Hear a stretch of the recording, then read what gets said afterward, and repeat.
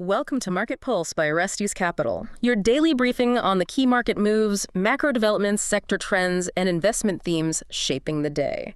Today is Wednesday, May 13th, 2026. We're Elena and Marcus. And today we are taking a really deep dive into a massive stack of institutional market intelligence. Right. And looking at today's sources, it reveals this completely bizarre split screen reality for you as an investor right now. Yeah, split screen is definitely the best way to put it. Because on one side, you have this face-melting historic rally in artificial intelligence and semiconductors. Oh, absolutely. It's historic. But then if you look just beneath the surface, there's a rapidly deteriorating landscape. We are talking sticky inflation, a highly stressed consumer, and flashing red lights in the credit markets. It is a profound and, frankly, a very dangerous bifurcation. Yeah. I mean, to really understand how this market is functioning right now, we have to connect the dots across multiple disciplines. Right. It's not enough to just pull up a stock chart. No. Not at all. We need to look at the global macro data that dropped today, dissect the hidden trading mechanics artificially driving certain equities, and then overlay the very delicate geopolitical backdrop. Which is huge right now. Exactly. Specifically, there is an enormous amount of market positioning built around the unfolding summit in China between U.S. President Trump and Chinese President Xi. So we basically have to understand how those three pillars, macro data, trading mechanics, and geopolitics, are interacting, right? Right, to create the split screen effect. Okay, well, let's start with that macro pillar, because the numbers that hit the tape today are just impossible to ignore. Yeah, the April Producer Price Index. Right. The PPI came in shockingly hot. We're talking positive 1.4% month over month. Which is a massive jump. It is. And a huge driver of that was energy, right? Energy spiked 7.8%, directly due to the ongoing Iran war. Right. And, it's tempting to just write that off as a localized geopolitical anomaly. Right. Just say, oh, it's just oil. Exactly. But looking at the institutional research notes, they really stress that this isn't just an energy story anymore. No, the underlying data shows we're seeing core goods and trade services surge as well. Right. Freight costs, specifically trucking and air freight, are just soaring right now. So the spillover effect from energy into the broader economy is, it's in full swing. Yeah, I mean, when diesel prices spike, the cost to move a pallet of goods from a port in Los Angeles to a warehouse in Chicago goes up. Right. And businesses don't typically absorb those costs out of the goodness of their hearts. No, they pass them on. And when you look at how this feeds into the broader inflation picture, major dealer desks are now tracking core PCE. Which is the Fed's preferred inflation gauge, right? Exactly, because it tracks what consumers actually spend. Yeah. And that is currently tracking at a very stubborn positive 3.32% year over year. Wow. Which is well above the Fed's 2% target. Oh, absolutely. And because this inflation is proving so persistent, market expectations for monetary policy have violently shifted. Yeah, looking at the notes, expectations for Fed rate cuts have just been pushed back dramatically. Right. The market is currently not pricing in a full cut until December 2026 or, possibly even March 2027. And meanwhile, over in Europe, the European Central Bank is actually expected to hike rates twice just to combat this. Yeah. So we are looking at a sustained higher for longer environment for global borrowing costs. It feels remarkably like a grease fire in a kitchen. A grease fire? Yeah, like just when the central banks think they have smothered the flames in one area, say housing or used cars, the fire just catches the curtains. Oh, wow. And suddenly you have freight, trade services, and core goods lighting up all over again. That's a great way to look at it. But based on these desk notes, I have to ask, is this inflation just a temporary shock stemming from the Middle East, or are businesses structurally passing these higher input costs directly onto the consumer? Well, the data strongly points to structural pass-through. Companies are aggressively utilizing their pricing power to protect their profit margins. We are seeing increased margins in services specifically. Which basically tells us that businesses are successfully passing those supply chain costs down the line, right? Right. And without losing too much demand, it isn't just a temporary energy shock anymore. It's becoming deeply ingrained. So to find the truest, most unfiltered answer to how the market is digesting these fears, we really have to look past the stock market. Exactly. You have to look directly at the bond market, specifically U.S. Treasuries.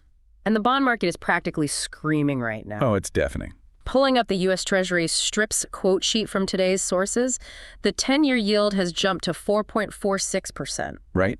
But even more significantly, the 30-year yield has officially breached the massive 5% threshold. Which is huge. We haven't seen sustained pressure on the long end of the curve like this in a very long time. Right. That 5% level is a major psychological and structural barrier for global capital. It is.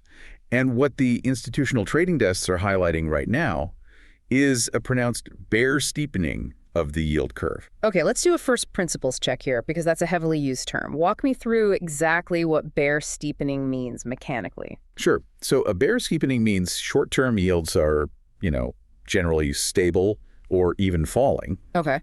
But the mid to long-term yields, like your 10-year and 30-year, are rising sharply. So investors are basically looking at the next 30 years and demanding a massive risk premium. Exactly. Because they simply don't trust the inflation data. Yeah. No one wants to lock their money up for decades if inflation's going to eat away at their purchasing power. Right, so they demand significantly higher compensation to hold long-duration bonds. You hit the nail on the head. Right. And because bond yields move inversely to price, this aggressive sell-off in the long end means anyone currently holding long-duration fixed income is taking severe mark-to-market losses right now. Wow. So the bond market is effectively pricing in a future where inflation stays hot, forcing restrictive monetary policy for years to come. Precisely. It's basically like lending money to a friend for 30 years.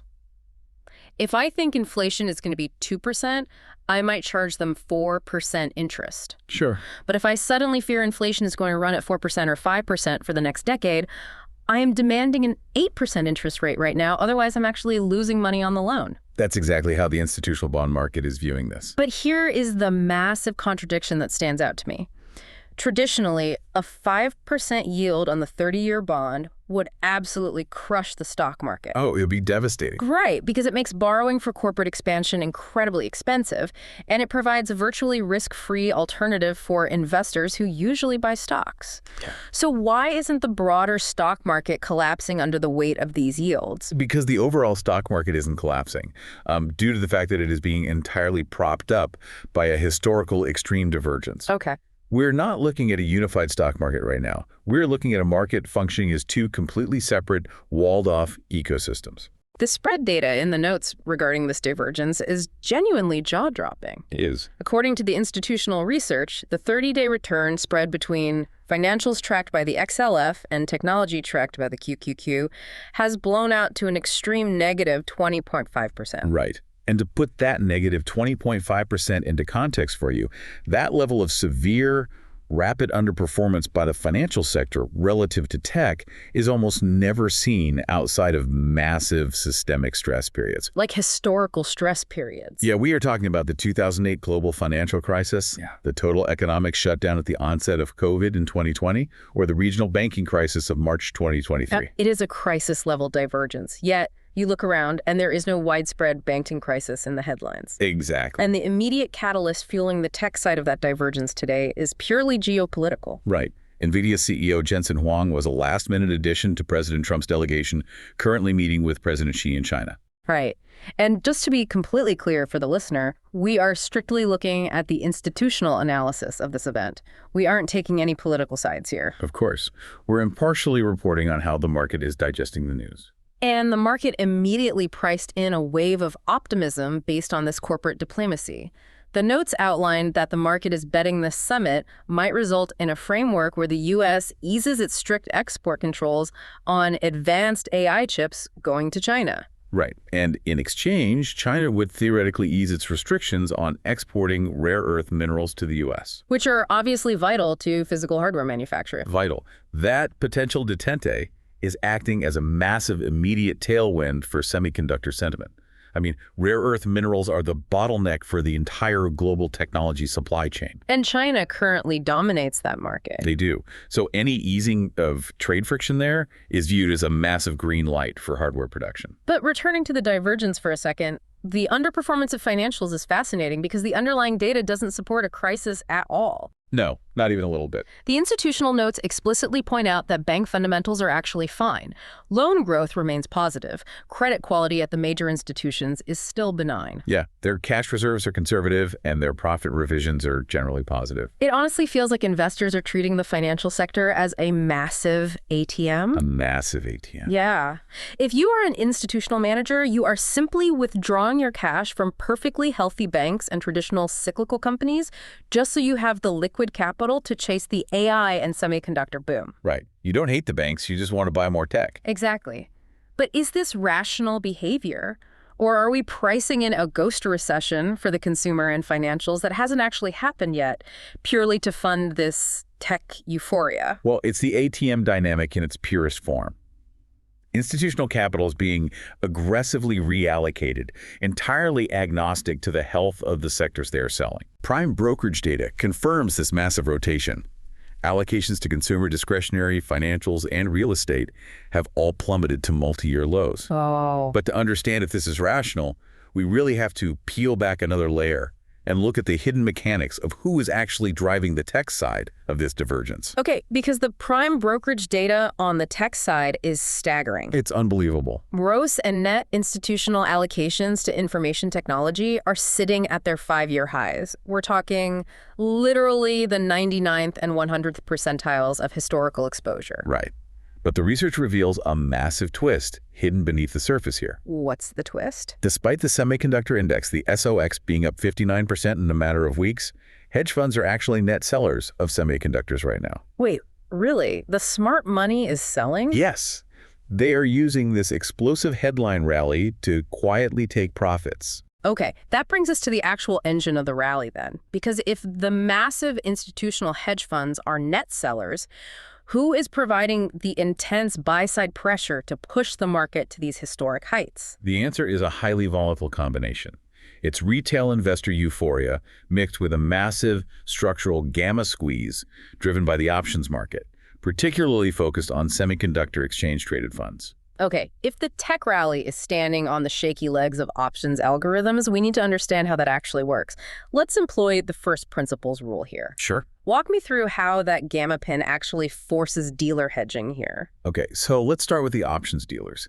Their mandate is to remain delta neutral. Right, which basically means the market maker who sells you an option doesn't want to bet on whether the stock goes up or down. Exactly. They just want to collect the transaction fees, manage risk, and remain perfectly balanced. Okay, so when retail investors or momentum funds aggressively buy short-dated call options on a semiconductor ETF, They are buying the right to purchase that ETF at a certain price in the near future.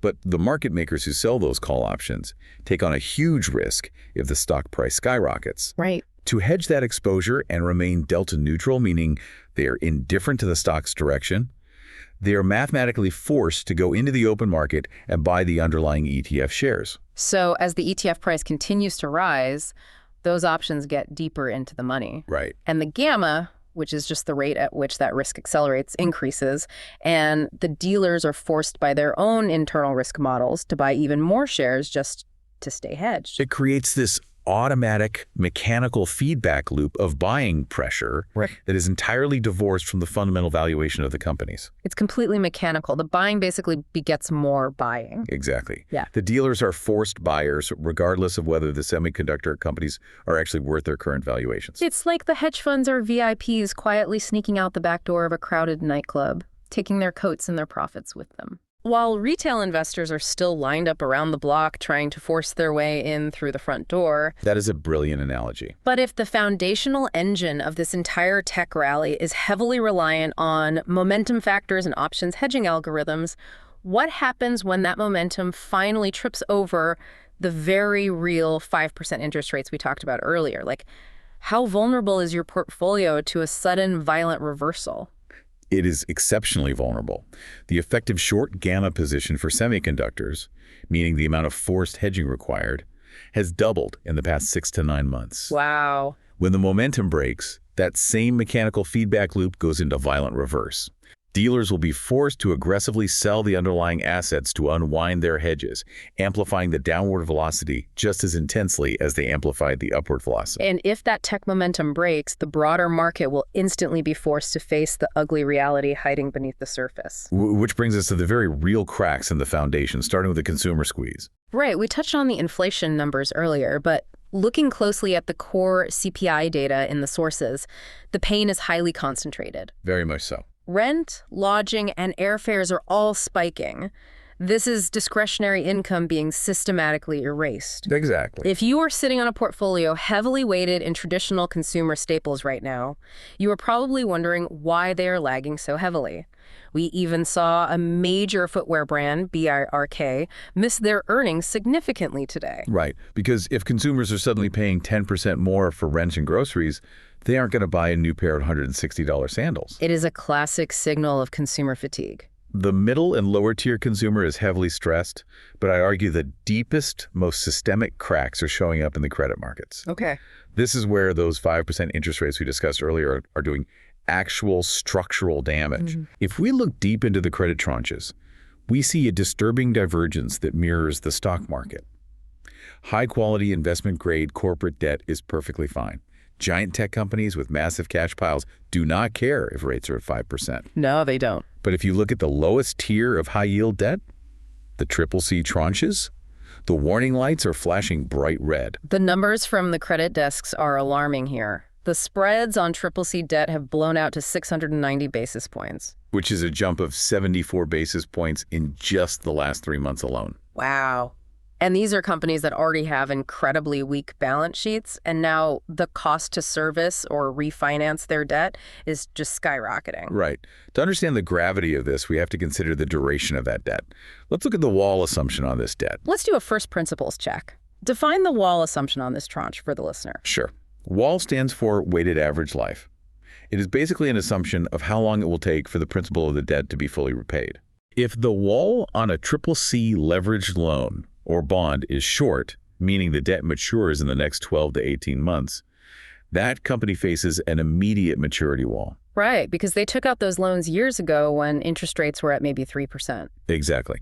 Now they're forced to refinance their operations in a market where yields are pushing 7% to 8% for high-yield borrowers. For many of these deeply indebted corporations, the math simply doesn't work. And that leads directly to the EBITDA revisions mentioned in the notes. Yes, it does. And EBITDA, just to keep us out of the weeds here, that's basically just the raw cash a business generates from its core operations before the accountants factor in interest, taxes, and depreciation, right? Right. It's essentially core operational cash flow. So the notes show EBITDA revisions for these CCC companies are contracting sharply. They are generating less actual cash from their business just as their interest expense is exploding. It is a mathematical death spiral. It is a classic credit crunch for the bottom tier of the economy. And the systemic fear surrounding this is palpable in the derivatives market. Right. The institutional notes highlight a metric called the CDX high-yield base correlation. Yes. And it is currently sitting at the 99th percentile. So a CDX is essentially a giant index made up of credit default swaps, which act like insurance policies against corporate defaults. Exactly. If the base correlation of that index is at the 99th percentile, what does that actually tell us about market psychology? It tells us that the market isn't just worried about a few isolated bankruptcies. Okay. A 99th percentile base correlation means the market is terrified of a wave of interconnected systemic defaults across the entire high-yield space. So it indicates a belief that these companies are all facing the exact same macroeconomic headwinds, high interest rates, and a squeezed consumer. Right. If one domino falls in the lower tier credit market, the market is betting it will take several others down with it. It is a stark, sobering contrast to the euphoria we see in the equity markets. So bringing this all together, we have a 99th percentile, absolutely euphoric AI tech boom existing in the exact same economy as a 99th percentile fear of systemic high-yield corporate defaults. Yeah. We are genuinely looking at two completely different economies operating within the exact same country. That perfectly summarizes the core reality of today's deep dive. Yeah. We are living in a market environment where immense institutional capital is actively fleeing traditional sectors to fund a historic technological shift in artificial intelligence. Right.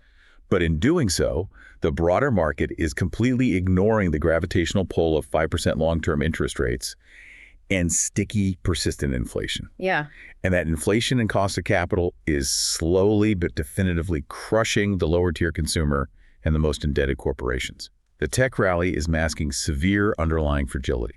And looking at the research, there is one final lingering detail that really stood out, something that challenges the entire narrative surrounding the tech boom. Oh, definitely. Everyone treats AI as the ultimate deflationary tool, the lifeboat that will create enough worker productivity to save the stock market from this stubborn inflation. Right, that's the prevailing narrative. What the institutional intelligence notes a darker side to the transition.